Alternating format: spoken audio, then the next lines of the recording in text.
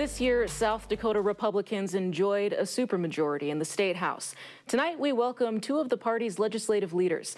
First, Senator Lee Schoenbeck serves as President Pro Temp. He represents District 5, which includes the city of Watertown, and he joins us tonight by Zoom. Senator Schoenbeck, welcome to South Dakota Focus. Thanks for being here tonight. Happy to be with you, ma'am. Also joining us tonight, Representative Spencer Gosh. He serves as Speaker of the House. He represents District 23, which includes 8 counties in north central South Dakota, and he joins us tonight from Hazelton, North Dakota. Speaker Gosh, welcome to you as well. Thank you. So, Senator Schoenbeck, I want to start with you. You're quoted in that story that we just saw from Seth Tupper talking about the two-thirds majority or 60% threshold for certain voter initiatives. Some voters at home might think, well, even if it's an idea that comes from out of state or something like this, if the voters approve it, maybe that's good enough. Explain a little bit more your position on that. Sure. In the legislature, we need to get 2/3 vote to do what those ballot measures would do. So this is actually easier at the ballot than it is if you brought the idea to peer and had a legislator introduce it. We've always understood that if you want to raise taxes or you want to call them special appropriations, but a large new spending bill, that it took a bigger effort because it's easier to spend somebody else's money. It's easier to lay a tax off on somebody else. You ought to have to work harder and do better if you want to do that. We live with that in peer. We understand that. There's no difference in this case, just so we're clear, this puts on the ballot so voters can decide if they want to have that requirement that you have to do more and better if you want to raise taxes on them. We aren't saying that it takes 60% pass a tax increase at the ballot. We're saying the voters should decide if they think it should take 60%. Mm-hmm. It's fair to me. Right. And you're exactly right. That question will go to the voters in June of 2022, whether or not they want to enact that 60% threshold. Is that something that you've heard from from the constituent level? Is something that voters are open to? Constituents don't talk about things like that unless they're really bored. This is what political geeks talk about when they get together and say, how do you make the system work better? Mm-hmm. And that's where this came from. Right. Speaker Gosh, bringing you into that same conversation, you saw some of the other concerns that Senator Nessebaugh voiced in that piece. So what's your response to some of the concerns about these different measures that some people argue are pushing back on the initiative process? Well, I mean, ultimately, Senator Schoenbeck did a good job of explaining that this is about sending it to the people to vote for. So the idea that we are running into an issue and trying to ramrod something through, I think, is ridiculous, to be honest. We're going to allow the South Dakota people of South Dakota to be able to decide. And I think the senator did a good job in talking about, if you go back to the structure of how our country and our forefathers set up our structure, and including our state, it's supposed to be difficult to raise taxes. The idea is supposed to be that the people rule. Under God, it's the people that rule. And the idea that the government has this unfettered access or the ability to run amok with taxes and to increase spending needs to be reined in a little bit. So I think it's a great process. I think we're going to ask the people of South Dakota, what do you think? And I don't understand how that wouldn't be fair. We gave it a fair hearing in both bodies, in both chambers, and it ultimately will be up to the people to decide. Mm-hmm. And that 60% threshold is up to voters. The font size question and the 20-day comment question, those were flat bills that have since been signed into law. That's the case now. I wonder if either one of you can speak to this idea that it comes down to an obstacle to Medicaid expansion. Maybe Senator Schoenbeck, if you want to start response to that. Sure, Medicaid expansion is a huge fiscal burden for taxpayers in South Dakota, and they ought to have this issue about if the voters decide that it should take 60% to spend that kind of money or raise those kind of taxes, then it certainly ought to apply to Medicaid, because that effort it's going to affect the pocketbooks of a lot of working folks in South Dakota. And I think that they ought to have to prove that they can get to 60% if the voters agree that that's the right test. We're going to know at the primary election if the standard is going to be 60%. And then at the November election, when Medicaid expansion is on the ballot, we'll see if it hits the standard the voters set. But, and by the way, if the voters say, no, we think okay to have 50%, then that'll be the rule at the November election with Medicaid expansion. Before we move on, Speaker Gosh, anything to add on the initiative referendum changes that we're seeing? No, I think that's a very, very accurate depiction as to what's going on. I mean, to try to chastise the idea that the people of South Dakota are going to be able to make that decision is a bit far-fetched, I think. So they're going to make the ultimate decision as to whether or not they think a simple majority of the people should be able to raise taxes, and that's what will succumb.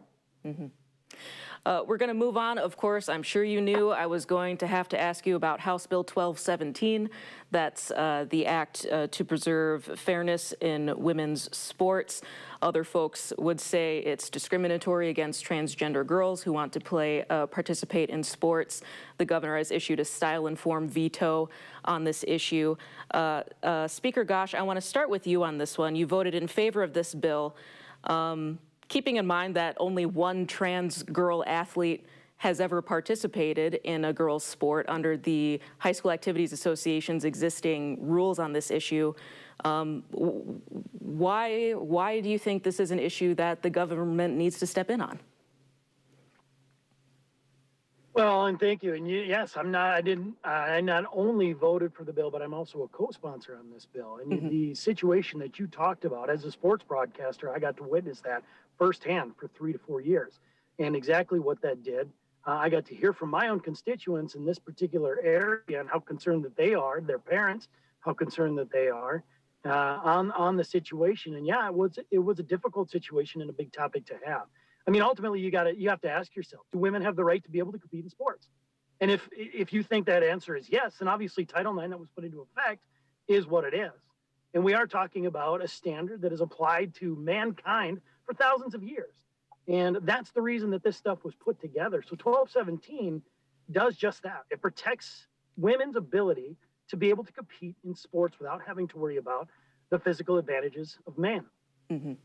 But the Activities Association has an existing policy in deciding whether or not those athletes have a competitive advantage, and it includes everything from a doctor's note clarifying that student is transgender, multiple notes from other people in that student's life, a whole lot of issues, and there have been athletes that have been denied participation under that policy. Where is that policy lacking that the government needs to step in? First of all, you gotta express the entity of the South Dakota High School Activities Association, not a government entity, a private entity that exists simply because our laws allow it to exist. So ultimately, if the school wants to leave that entity, they can and create their own entity. So there is no uniform policy that is technically in place. It is one entity that allows that policy. And you've got to come back to the core of the issue. Do women have the right to be able to compete in sports without having to worry about the clear disadvantage or advantage of men playing in their sport? That is the ultimate question you have to ask. And I think that it's clear that women should have the ability and the fairness that they deserve to be able to play high school sports and college sports. Senator Schoenbeck, I saw you nodding when we talked about the High School Activities Association. You voted against this bill on the Senate side. Give us your perspective on this and what you're anticipating on Monday in that conversation. Well, to put it in perspective, on my Twitter account, I got the LGBTQ plus people call me all kinds of names on a different subject, so they wouldn't call me their warm and fuzzy friend. But I'm going to tell you, this bill's ridiculous. The state of South Dakota at the local level with our school boards and the organization they have, the South Dakota Activities Association is just a group set up by our local elected officials, our local school boards. They solved this problem 9 years ago. This is politicians wanting to be in the news 9 years after the train left the station. They can't even jump on the caboose 9 years later. I mean, they're so far behind it. We solved this problem in South Dakota a decade ago. That's why you don't read about South Dakota in the news on this subject, because our local officials solved it. So we ought to quit talking about it. We should stop these attacks every session. I mean, this isn't my issue in life, but I just think it's ridiculous that when a local officials solved it. Instead of patting them on the back and saying, attaboy, thank you, we got big government approach to come in and have new state laws, which the first version is beyond ridiculous. I mean, it was going to wipe out a whole industry we've been working to create in South Dakota, which is the NC2A activities in Aberdeen and Sioux Falls and in other communities across our state. It was a bad bill. The governor's style and form veto got rid of about 60 or 70% of the just complete garbage in it. It still needs to die, and I hope that it dies on veto day. This is one of a handful of bills that actually died in committee and then was revived on the floor, through a procedural process called a smokeout. Basically, for viewers at home, a certain number of lawmakers need to vote to calendar it to hear it on the floor, despite it dying in committee. Senator Schoenbeck, does this bill's resurgence speak to a policy issue when it comes to the smokeout procedure, or where do you think we stave off some of these bills that keep coming back every session? What's going on with the every session part of it is there's this group of about, and it's principally one member of the House of Representatives. He gets on these conference calls with people from about 30 states. And they gin themselves up about how they're going to do something all across America, and they try and make us look like we're Mississippi or something. You can't stop that other than to just start killing these things every year, and so they stop embarrassing us. The smokeout thing, I just want to say this. We had 4 bills smoked out. It was a complete breakdown in leadership in the state Senate. I think everybody, including the governor, understands that was a bad thing to have happen. This was one of the bad results. There are others. You need discipline. When you have leadership needs to support the committee process. When you don't have that, it's kind of like the military. If somebody says march and they all go in different directions, that's what happened on that Monday. And I hope we don't see that kind of lack of understanding of the process in the future. Speaker Gosch, before we move on to our last subject, you put out a statement along with the HB 1217's other sponsor expressing, I think, frustration with the governor's style-informed veto, questioning if it was executive overreach to make such a big amount of changes to the bill. What do you anticipate happening come veto day on Monday?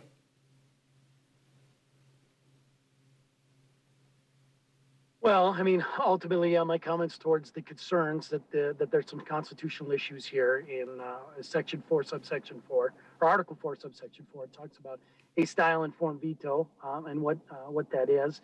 You know, you've got to do a little bit of digging in terms of a style-informed veto, but historically in South Dakota, there have been 89 of them.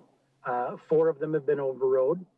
2, I believe, two of them, I believe, were vetoed. The other 2 were signed into law. So, I mean, there's the history of what a style and form is. If you were to take a look at a Black Law Dictionary and decide what style and form is, there's one clear, succinct part of that definition that applies here, and that is it is just to be distinguished from a substantive change. And I do feel that, and so do many of my colleagues, feel that the changes that have been proposed by the governor's office are substantive in nature and therefore outside of her constitutional authority as style and form.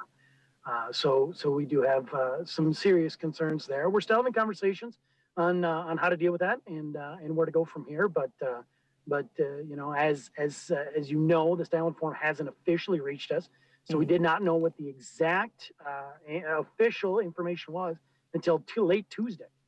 So we're still going through that and trying to do our work accordingly to make sure that we can make the right decision. We have just about roughly a minute left. Senator Schoenbeck, I'll pose to you the question of just how many special sessions we think we might see this year. I know we're anticipating at least one in November to deal with redistricting in South Dakota, because, by the way, that is also happening this year. There's been discussion of if HB 1217 fails on veto day, the governor has said she would call a special session. There's been discussion of a session for medical marijuana. What are you hearing as far as what we can expect for the rest of the year? Well, Spence and I have already dealt with the issue about redistricting. That clearly is going to happen. I think, and both Spence and I have had discussions, and we're talking with our members. If I was going to bet, I'd say it's better than 50-50. We'll be back in a special session in May to address medical marijuana. I just can't envision. I couldn't get drunk enough to think about how you'd have a special session on transgender. That would be the dumbest special session we ever had in South Dakota. Our guests have been Republican legislative leaders, Senator Lee Schoenbeck of District 5. Thanks again for joining us tonight. Much appreciated. And Representative Spencer Gosh, thanks to you as well. Appreciate your time. Thank you.